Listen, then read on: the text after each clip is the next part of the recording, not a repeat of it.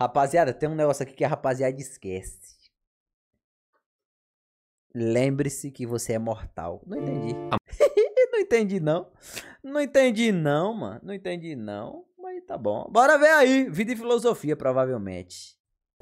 A morte. A simples menção a essa palavra provoca um desconforto, um tremular do espírito que recomenda mudar de assunto. Não cai bem, né? Falar da morte. Não é bom ser lembrado dela. Já basta quando ela aparece, sem aviso, entre amigos, parentes, perigosamente perto. E por um instante eu preciso admitir que ela existe, que ela tá aqui e que ela espreita cada passo, cada respiro. Mas a gente finge que não. Morte, né? É incômodo, afinal.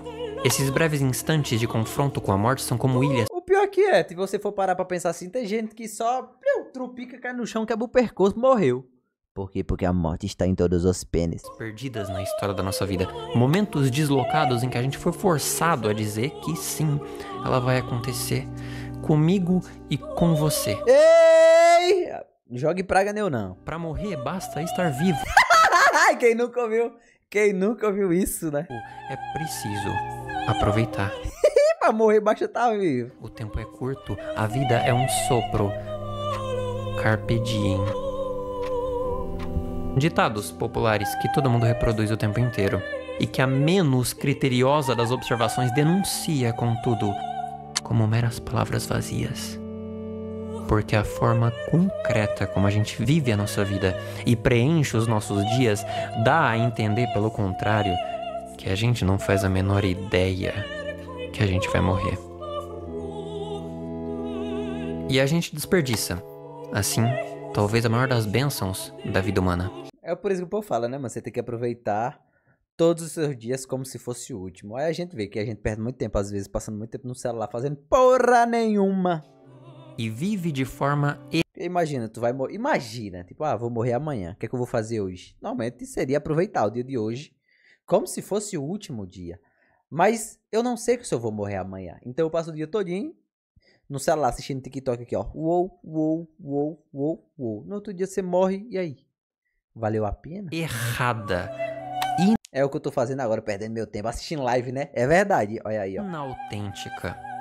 Perde de vista o próprio... Pois é, eu tô assistindo um vídeo aqui também. Aqui. Eu poderia estar me masturbando, muito melhor, muito prazer. O sentido da nossa existência. E quanto mais cedo você perceber isso, melhor.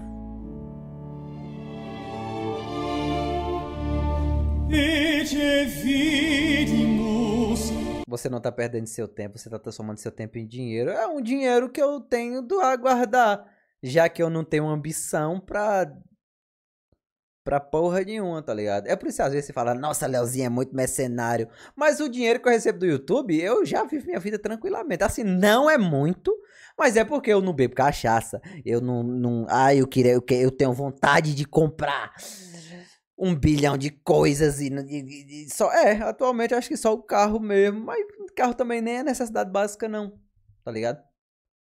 Mas eu tô nessa cidade, nossa, eu gasto todos os meus dinheiros com drogas, com bebidas, com apostas, não. Na moral, o dinheiro que a rapaziada se manda aqui na live, eu tendo a guardar meu dinheiro.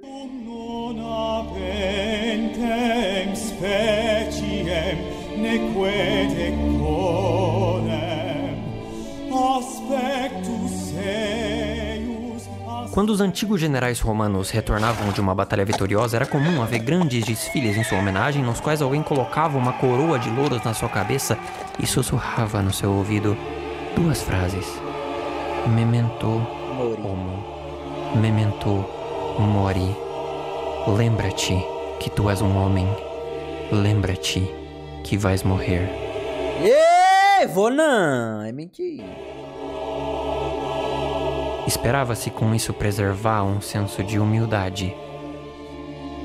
Essa expressão latina, memento mori, tem raízes em antigos Um monte de gente tatua isso aí, né? Acho que a gente não sabe nem o que é. Acho o nome legal. os pensadores estoicos. Memento mori significa viver no presente. Por isso eu vivo o presente. Por isso eu tatuei Memento mori, em vez de desenhar uma tatuagem de uma mulher pelada nas minhas costas.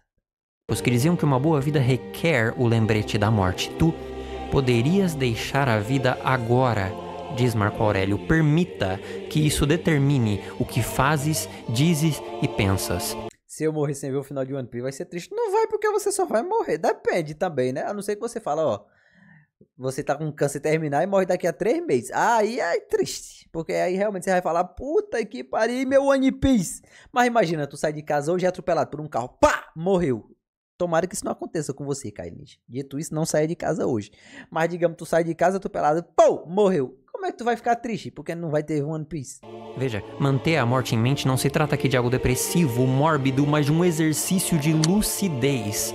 Lembrar ativamente que o amanhã tem que sair. Em si muda o que eu faço e penso hoje. Ao longo da Idade Média, com a ascensão cada vez maior do cristianismo, essa expressão não só é preservada, como ganha outro tipo de força, na ideia fundamental de que a morte não é o fim, e sim o verdadeiro começo de uma vida eterna. O memento mori se torna aqui um lembrete de que cada dia é precioso e deve ser gasto praticando as virtudes que vão levar à salvação da sua alma. Isso se torna ainda mais forte no movimento de contra-reforma da Igreja já na Idade Moderna. 1648, por exemplo, é fundada em Roma a Congregazione della Buona Morte, uma congregação jesuíta muito bem sucedida que pregava para as pessoas a ideia de se alcançar essa boa morte através da constante meditação sobre a morte e a paixão de Cristo. Como ter uma boa morte é o tutorial aí. Pensar sobre a morte deveria ser algo constante. De fato, o lema dessa congregação era Quotidie morimur. Nós morremos todo dia.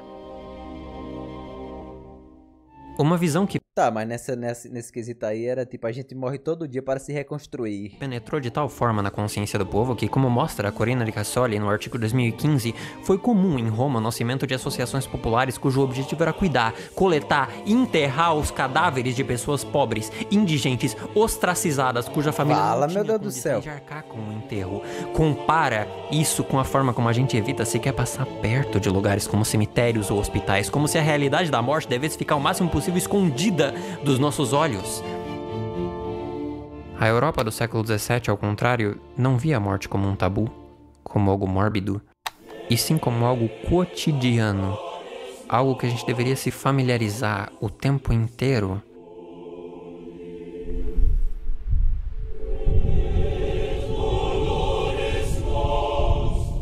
Bonitinho, né? Quando é assim, padronizado. No Brasil, até o capitalismo reina na hora de morrer aqui. Você vê a pessoa que não tem nem cova, tem gente que tem uma covinha bonitinha, tem gente que tem um castelo. A arte barroca, típica também da Contra-Reforma, eleva o memento mori a um tema recorrente. Crânios, esqueletos e outras representações diretas da morte se intrometem subitamente no meio das pinturas, esculturas, monumentos, tal como a morte se intromete subitamente no meio a escolha também não vai tua não, Kainija. Tu morreu, fudeu pra tu, da vida, sussurrando a cada encontro o lembrete dessa certeza. Memento mori, lembra-te que tu és um homem, que tu és mortal, que o abraço gelado da morte lhe aguarda em cada esquina, cada momento, um lembrete importante, fundamental, indispensável, que ao longo dos séculos foi se apagando, ficando mais fraco, até desaparecer por completo. A negação da morte na modernidade. Todo mundo quer ir pro céu, mas ninguém quer morrer. O memento mori, descrito pela Corina de Cassoli na Roma barroca, era sobretudo cristão. Vigiai e orai, diz o livro de Marcos, porque não sabeis quando será o tempo. Pensar na morte é aqui pensar na salvação da sua alma. A morte cristã não é a morte, e sim a vida eterna, que pode ser eternamente boa ou eternamente ruim, a depender mas é a vida eterna do que você fizer nessa vida. Era esse pensamento completamente religioso que rodeava o contato das pessoas com a morte. Veja, era nisso que elas pensavam. Mas as sociedades ocidentais se tornaram, nos últimos anos, progressivamente menos religiosas. De fato, essa é por vezes apontada pela sociologia como a mudança entre as sociedades tradicionais e modernas, a perda da posição da igreja como centro de organização da vida, como aquilo que me dizia o que é verdade e o que é mentira, o que é certo e o que é errado, o que é bom e o que é ruim, o que eu devo ou não fazer. A igreja vai perdendo espaço para outras instituições, em particular a ciência e o mercado, e vai sendo reduzida cada vez mais ao indivíduo. Perceba, não é que a fé das pessoas tenha diminuído, mas o desenvolvimento exponencial da capacidade da ciência em explicar os fenômenos do mundo, em transformar o mundo, meu Deus, muda a nossa visão de mundo, mesmo sem que você perceba. A morte deixa cada vez mais de ser um destino inevitável, uma certeza, e se torna só mais um problema científico. Assim. O jeito que esse cara fala me dá raiva. Do nada, mano. Desvendado e Cuidado pra não morrer. resolvido com o avanço da medicina. Um exemplo disso é como se tornou cada vez mais raro ouvir falar em morte natural. A nossa forma científica de ver o mundo exige que tudo tenha uma causa. Toda morte precisa de um motivo que não seja a nossa própria mortalidade inerente, veja, e sim um problema no fígado, um ataque do coração, uma doença respiratória, uma causa biológica que explique por que a pessoa morreu e principalmente como isso poderia ser evitado. É importante pra gente conseguir viver por mais tempo. A morte se tornou uma questão técnica, não mais espiritual. As pessoas à beira da morte não são almas a serem salvas, e sim pacientes. Máquinas com defeito a serem consertadas e que, se não tivessem com defeito, não tinham morrido. Se fossem consertadas, não tinham morrido. E tudo tem explicação também, né, mano? Olha, teve uma parada cardíaca porque ele era gordo, não fazia dieta. Não se tratava. Diabetes, não sabia se alimentar. Philip Meller e o Chris Schilling, em 83, falam do sequestro da morte na era moderna, no sentido em que ela some da nossa vida, e explicam esse fenômeno com 3 grandes causas. Uma delas é, de fato, o encolhimento do escopo religioso na nossa vida. A modernidade, dizem, se desenvolveu junto com uma dessacralização da vida social, mas falhou em substituir as certezas religiosas com certezas científicas. Veja, a igreja costumava não só explicar o mundo, mas nesse processo fornecer um sentido para minha vida e para minha morte. Quando a ciência passa a explicar o mundo, ela não me oferece mais um sentido, e sim a ausência de um. Ou seja, eu ganho mais controle sobre o mundo por meio da tecnologia, mas eu perco sentido, propósito para usar esse controle. O problema é que eu preciso de um sentido para minha vida e para minha morte. A morte sempre foi uma grande fonte de aflição, e Peter Berger vai dizer que eu preciso de legitimações simbólicas para lidar com ela. E se eu perco a religião, se ela perde a autoridade, eu preciso achar isso em outro lugar. O indivíduo moderno se torna então reflexivo. Tudo o é sentido propósito. da vida se torna algo que eu mesmo tenho que dar para mim mesmo. Quem eu sou? Por que eu tô aqui? Essas se tornam perguntas que eu mesmo tenho que responder. O eu se torna um projeto. Surge a importância de ter uma carreira, planos para o futuro, fazer por você mesmo algo que dê valor à sua vida. Acabou o Memento Mori, né? Eu, perceba. O selfie vai aos poucos ocupando o centro da vida. Antropocentrismo. O problema, meu Deus, é que se o eu vai ficando cada vez mais importante, a morte desse eu vai ficando cada vez mais assustadora. Sorry. I don't want to die. Não ajuda nisso a crescente identificação do eu com o corpo, a cultura fitness e o entupimento das academias, o endeusamento da juventude relacionado a essa noção do eu como um projeto que deve ser alcançado e que vai tornar a ideia da morte cada vez mais inconveniente, algo a ser evitado a qualquer custo. A gente esconde os moribundos, as máquinas defeituosas, nos hospitais, nos corredores, nas camas de UTI, onde a gente não precise olhar para elas. E de preferência passa longe de qualquer cemitério também. O antigo costume de se preservar o corpo do parente morto em casa, no quarto, alguns dias antes do funeral, parece absurdo. Perceba, na verdade, a aversão instantânea dessa ideia, e você vai ver pela primeira vez como a presença da morte... Aqui é até hoje ainda tem disso, tá ligado? Mas realmente, antigamente era bem mais. Tipo, uma pessoa morria, ficava de 2, 3 dias velando pra depois ir pro enterro.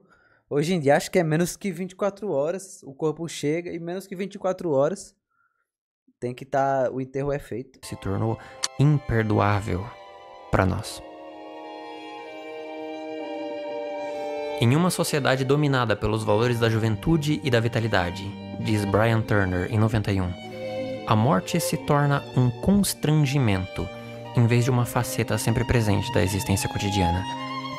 Só que ela é uma faceta sempre presente da nossa existência. Você não percebe? Ela é, sempre foi, e ignorar isso, fingir que não é, só vai produzir mais aflição e mais sofrimento.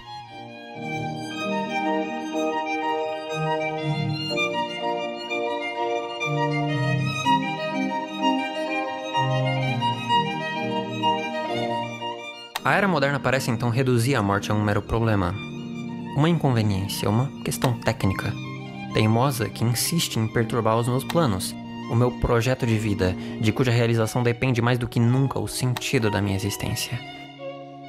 Esse parece ser o retrato que nós pintamos. Mas não deixa de ser curioso que o único ser vivo que sabe que vai morrer seja também aquele que precise negar tão veementemente a própria morte.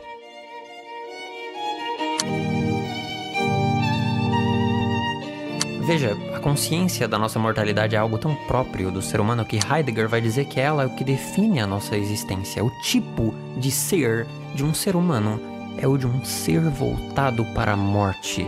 Nós somos apontados para ela a cada momento por essa certeza, pela noção sempre latente, sempre presente da minha própria finitude, pela noção de que cada dia pode ser o último. Acho difícil, acho que ninguém não pensa desse jeito, não. Atualmente, não.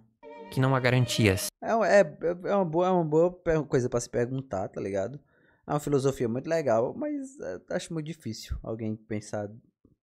Nossa, posso morrer a qualquer momento. Acho que os jovens de hoje estão cagando pra isso aí. Nada que efetivamente impeça o meu fim de chegar até mim e a aniquilação de todos os meus planos, toda a minha realidade. Ser humano é ser jogado no mundo amarrado à certeza da sua própria finitude, que lhe atormenta, lhe persegue e define a sua existência. Dentre todos os seus medos, desejos, ideias, a morte é, diz Heidegger, sempre a mais possível das possibilidades. Porque ela é sempre possível, sempre se esgueirando pelas frestas a despeito de todos os cuidados, em desrespeito a todos os seus planos, todas as suas esperanças, dispostas uma a outra na longa passarela imaginária que você projetou à sua frente, com cuidado, com esmero, com clemência, pedindo, por favor, que dê tempo.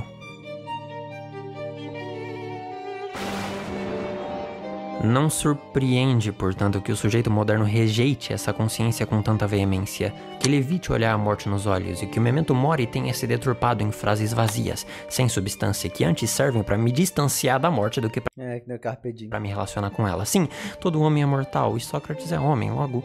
Mas eu não sou Sócrates, eu sou um homem vivo, com um coração que pulsa, com memórias e entes queridos, pessoas, um homem que chora e que sente saudade, que tem medos e sonhos, que ama e odeia, que erra e continua tentando. Não me trate como um conceito abstrato de homem universal.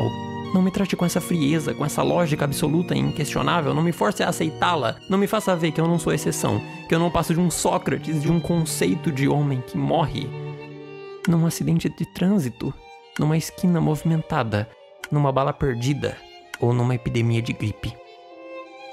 Que eu não sou diferente das pessoas que aparecem na TV, dos números que saem no jornal. Esse cara fala como se tivesse um anime onde tudo é exagero. Mas aí que tá, boy. É um vídeo de filosofia, porra. Ele tem que ser mais expressivo. Ele tem que passar o sentimento. Ele tem que passar esse ar de questionamento. Porque é assim que é feito. Tá ligado? Se ele fosse falar que nem um robô, falar que nem eu normal, que credibilidade ele tava falando? Ele tá falando sobre a morte. Isso é filosofar, isso é pensar, isso é questionar, tá ligado? Tem que ser um negócio mais narrado, tem que ser algo mais trazido pro reflexivo, pra emoção.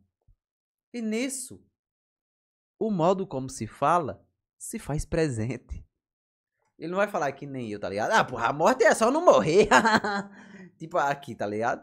Um negócio mais descontraído. Isso é a filosofia, cara.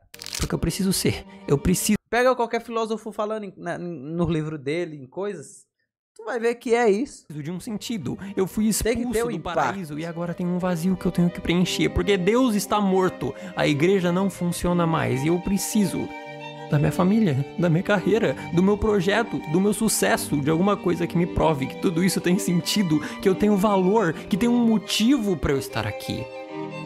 Não peça isso de mim. Como eu poderia viver sem isso? Como eu poderia morrer sem isso?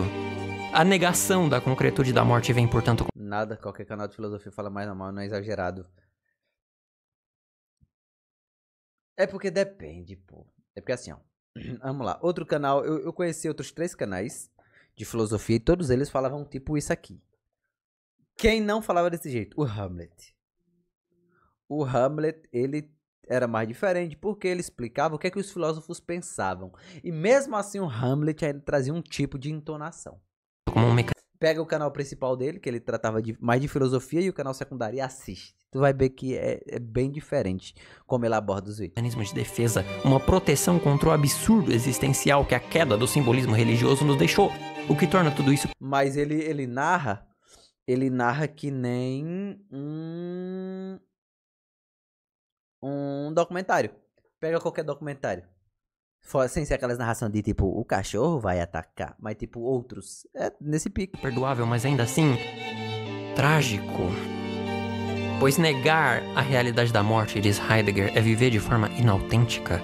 Ver a morte de forma abstrata, projetada num futuro indefinível, nos outros, ou num conceito de ser humano e não aqui, em mim, agora, na sempre presente possibilidade do meu fim, é negar que eu sou humano. É viver em contradição com aquilo que eu sou, um ser voltado para a morte. Um ser à espreita, ansioso, angustiado, que morre a cada minuto que vive. Todo sentido que eu busque precisa partir dessa condição que me define. Gris é da Do hora. contrário, ele é falso, ilusório. E diante da foice inquebrantável da morte, ele vai se quebrar. Vai me deixar desamparado, em pânico, como se eu não soubesse que ela esteve sempre comigo.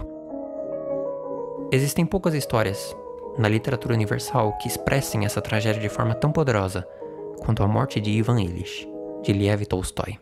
Mitten im Schimmer der spiegelnden Wellen gleitet wie Schwäne der Wappene klar. Ach, auf der Freude sanft schimmernden Wellen gleitet es Seele dahin. A história da vida de Ivan Illich foi a mais simples e rotineira, e também a mais horrível, Nunca ouvi diz falar. Tolstói. Ele teve uma vida excelente, sob todos os critérios modernos. Uma infância feliz, boa criação, uma longa carreira de sucesso como juiz. Bem paga, reconhecida pelos colegas e pela sociedade. Família bonita, esposa, 2 filhos. Uma vida em que lazer, trabalho, vida social estão em perfeito equilíbrio, com decoro, sem excessos. Come il fate, como deve ser. Como de fato. Até que um dia, como qualquer outro, ele é confrontado com a morte. Por causa de um acidente doméstico qualquer que deu início a uma doença fatal. Ele perde peso. As pessoas mudam ao seu redor. Ele observa como elas reagem da mesma forma como ele reagia nessas Pena. situações. Certo constrangimento. Uma emulação que tenta preservar as coisas como sempre foram e fingir até o último instante que tá tudo bem.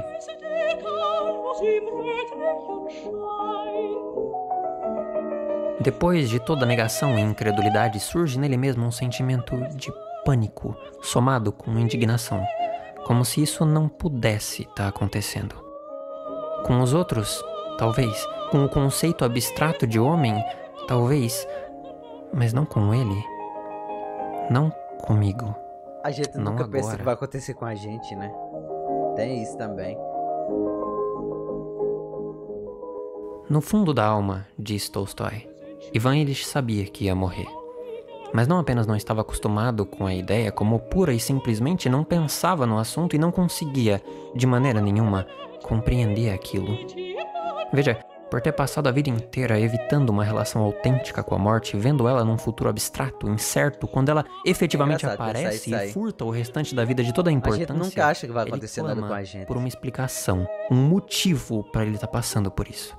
Que ele não consegue encontrar, porque ele fez tudo certo. Ele viveu da forma que se deve viver, aprovada por todos, meu Deus. E admitir que toda essa aflição, esse sofrimento às portas da morte só pode resultar de uma vida que foi inautêntica, é inadmissível, impossível, mas é a única explicação possível.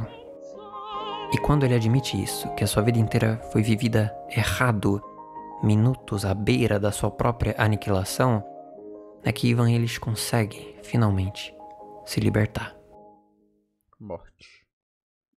Na sua confissão, um relato escrito alguns anos antes da morte de Ivan Illich, Tolstói expressa de forma muito pessoal alguns temas que vão surgir depois na história.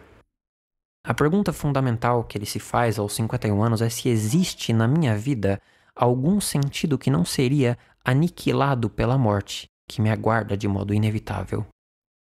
Em outras palavras, o propósito em torno do qual eu preencho a minha vida é ou não capaz de resistir à minha própria finitude? Essa é uma pergunta que você também deve fazer, pois a sua morte é uma certeza. Ela é mais certa do que todos os seus planos. Acho que é a maior certeza que temos. Ou daqui a um ano, ou amanhã. Pense nisso com clareza. Ela pode vir amanhã. Não fuja dessa certeza. Pode vir hoje, Nem é preciso se entristecer Pode por ela. vir agora. A qualidade de uma vida não é determinada pelo seu tamanho, da mesma forma que um círculo não se torna mais perfeito aumentando a sua área. Faça as pazes com a natureza finita da sua existência. Ser voltado para a morte não precisa ser uma maldição. Pelo contrário, reconhecer que o amanhã é incerto, que cada instante é uma bênção, pode te ajudar a encontrar paz. O verdadeiro sentido do seu simples estar aqui. Aceitar que a vida talvez seja uma bênção, né? Aproveitar cada seu último minuto. Aqui, agora. Tolstói percebe que aquilo que impede as pessoas de receber a morte... A vida é como uma torre gêmeas. Um dia pode vir um avião e bater em você. Com tranquilidade, quando ela vem, é a constatação terrível de que diante dela tudo aquilo que antes dava sentido à vida desmorona. E subitamente eu não posso morrer agora. Eu ainda nem fiz isso, nem aquilo. Aí, o que falaram no começo, né, mano?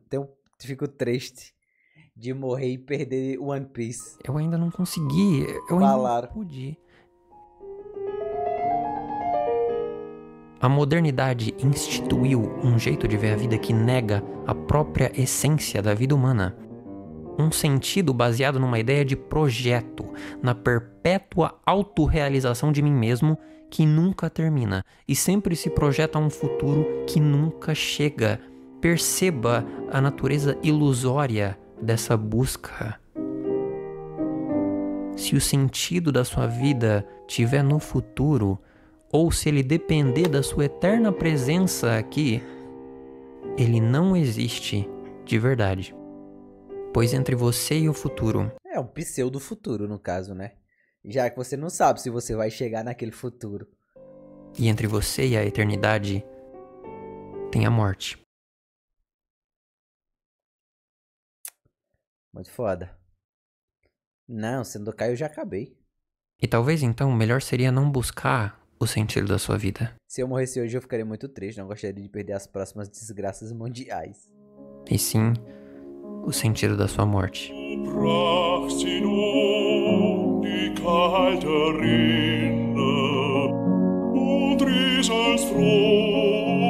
Aprender a viver é aprender a morrer. Foi Montaigne quem disse que filosofar é aprender a morrer. Refletir sobre a existência, projetar sobre ela significados e valores, é inevitavelmente rodear a questão da morte. E é inevitavelmente se preparar para ela. Abandonar as nossas ilusões sobre o que é a existência de fato, tornar clara a sua verdadeira natureza, nos ajuda a viver. E viver autenticamente. E eu acredito que reconhecer que nós somos seres voltados para a morte, que nós somos definidos pela consciência da nossa finitude, é um passo crucial na minha busca por paz, por sentido, pela legitimação simbólica cuja ausência tanto me atormenta desde o início da humanidade. Existe um vazio que precisa ser preenchido e todas as religiões são uma tentativa de lidar com isso. Nós vivemos numa era desencantada, em que todas elas perderam autoridade, mas a solução moderna, que sem querer acaba negando a nossa própria mortalidade, não me parece um bom caminho. É importante dizer que aceitar a possibilidade sempre presente da morte não quer dizer se tornar inerte ou abandonar os seus planos, os seus objetivos. Quer dizer apenas não construir o propósito da sua vida unicamente sobre eles. Ser capaz de abandonar essa ideia tão perniciosa de que a sua vida só vai ter valor, só vai ter valido a pena se você fizer isso, ou se acontecer aquilo, ou se você mudar aquilo. Seja gentil consigo mesmo. Você não precisa provar nada. Perceba isso e sinta se a ideia da morte se suaviza um pouco. Olhe ao seu redor nesse momento. Olhe o cômodo em que você está, as paredes, o computador, o celular à sua frente, o seu corpo, as suas roupas. Perceba que você existe e que o mundo existe. Perceba que vocês dois são um só, pois o mundo existe na sua mente, da mesma forma que você. O mundo existe na medida em que a sua mente projeta a sua luz sobre ele. Ele existe aqui e agora porque você está aqui e agora. As paredes são desse jeito porque você está aqui entre elas. O chão é desse jeito porque você está aqui em cima dele. O ar que você respira, o céu que lhe encobre, as ruas, os prédios, todos eles são exatamente como são, porque existem em você. Você não percebe que, assim como eles, você já é tudo o que precisa ser? Que desde o momento em que você nasceu, você emitiu sobre o mundo a sua luz e permitiu que tudo existisse da mesma forma que tudo existe? Ouça-me. Se você consegue aceitar as ruas, as paredes, o chão e o céu, por que não aceitar a si mesmo também? Foda. O sentido da sua vida certamente vai além de todas essas reflexões que eu te ofereço.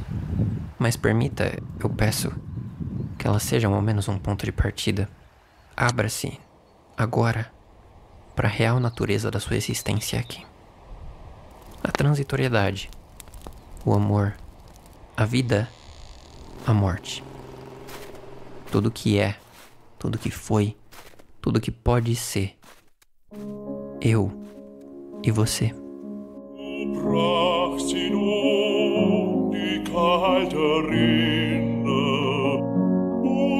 Coisa do YouTube, pô. Reflexivo, tá?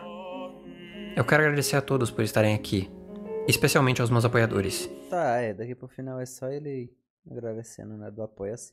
Cara, bem reflexivo, bem reflexivo. Pois é, mano, eu tô vendo aqui muitos comentários, né, rapaziada, falando que o vídeo é noiado, os caralho.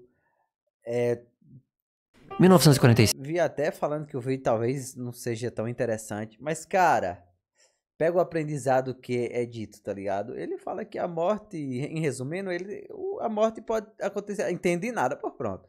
A morte é daqui pra ali, Barão. Foi o que eu falei, como exemplo que eu disse, tá ligado? Você não precisa nem sair de casa. Eu tô fazendo live aqui, mano, sei lá, do nada eu tenho um mal súbito. Pô, morreu, e aí? Tá ligado? No caso aqui, todo mundo vai morrer um dia. É uma certeza que não tem como alterar. Pelo menos até então, não tem como alterar. Resume, é o que eu tô fazendo praticamente. Todo mundo vai morrer um dia. Isso é inalterável. É uma certeza da sua vida. A sua vida pode ser cheia de inconstância. Você pode pensar em qualquer coisa, mas a morte é uma certeza. E quando vai vir a morte? A qualquer momento. A qualquer momento. Pode ser agora, pode ser daqui a 1 minuto, pode ser daqui a 5. Pode ser que aconteça apenas no ano que vem. pode ser que aconteça daqui a 30 anos. Pode ser que você consiga viver até os 100 anos, como muitos velhos viveram. Mas também você pode morrer agora. Tá ligado? A morte, ela tá aí e pode acontecer a qualquer momento. Para isso, você deve viver a sua vida como você quer. Você não pode perder chance, não pode perder oportunidades. Simplesmente, vai viver tua vida. Aproveita. Pois a qualquer momento você pode morrer e você pode se arrepender de não ter feito o que você quis, né? Não conseguiu aproveitar. Então, acho que o vídeo, ele passa isso. O vídeo que a gente acabou de ver passa exatamente isso. Bom vídeo.